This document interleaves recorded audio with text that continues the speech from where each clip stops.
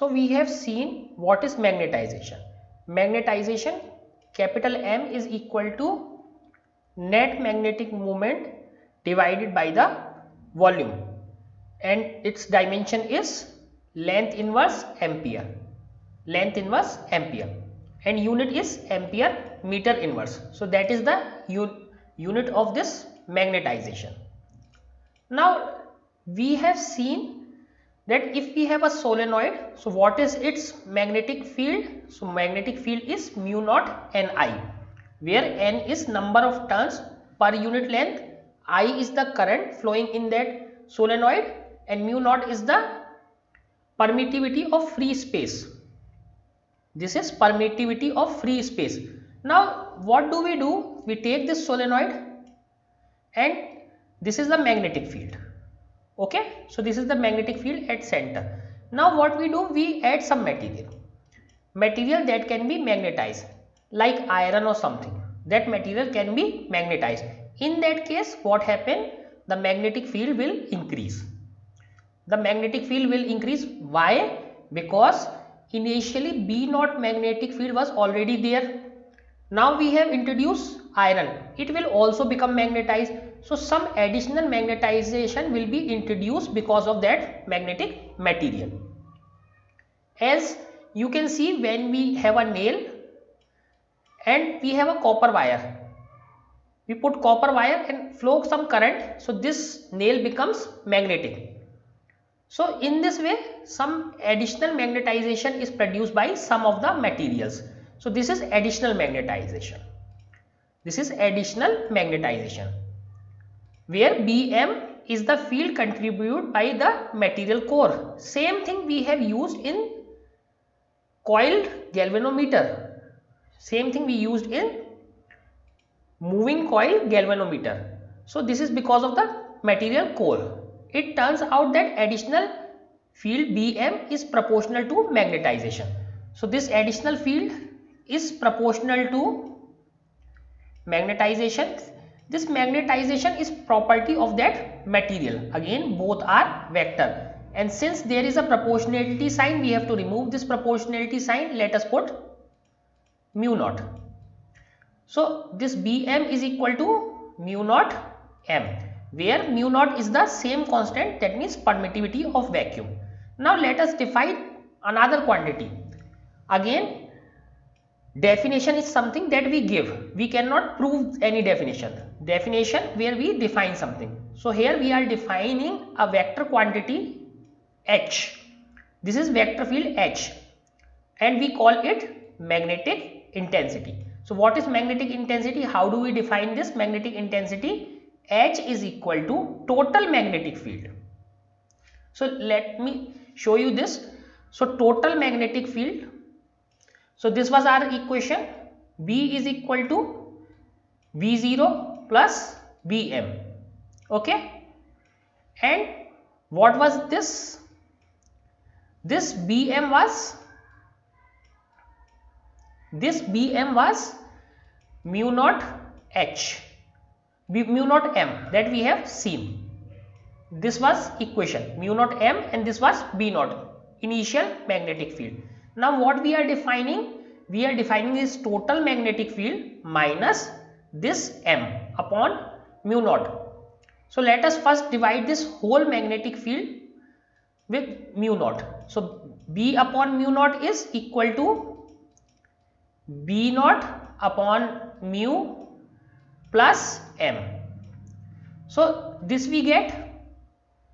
Now if we subtract M as well from this, so B upon mu naught minus M is equal to simply this B naught upon mu. So what is the magnetic field intensity or magnetic intensity? Magnetic field intensity is simply B naught upon mu naught. This is magnetic field intensity. Same thing.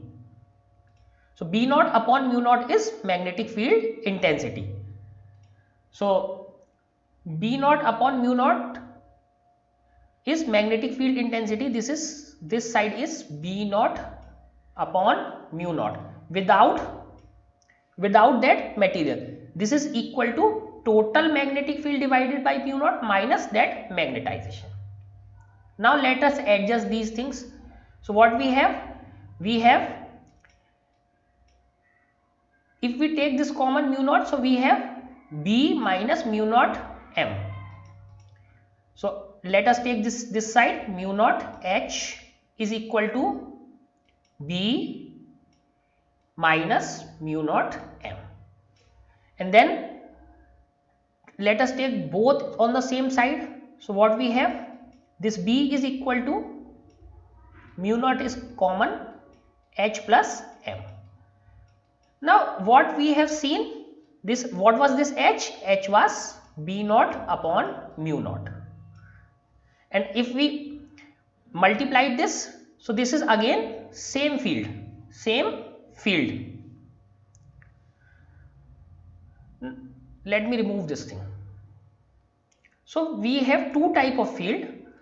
This total field is two type of field. One field which was naturally there because of solenoid, and another field which was by the material. This is because of material, and we have taken this mu naught common. So similar to material, there is some effect which is called magnetic intensity, which is represented by X. So there is magnetization effect. Magnetization is because of material. If there was no material, what was the effect? That effect is magnetic intensity. Magnetic intensity. We repeat our defining procedure. We have partitioned contribution to the total magnetic field inside the sample into two parts. That one, due to external factors, that means materials such as the current in the solenoid, this is represented by H. So one of the thing is because of the solenoid itself, which is represented by H, and other part is due to the nature of the material, namely M. So we have done in two parts. One is that they have telling it external factors. Again, one part is because of solenoid, and other part is because of material. Now what is this M? What is this M? The later quantity can be influenced by external factors. This is also influenced by external factors, and this influence is expressed as M is equal to chi H. M is equal to chi H. This is not X, this is called chi, where chi is a dimensionless quantity. So it is a dimensionless quantity.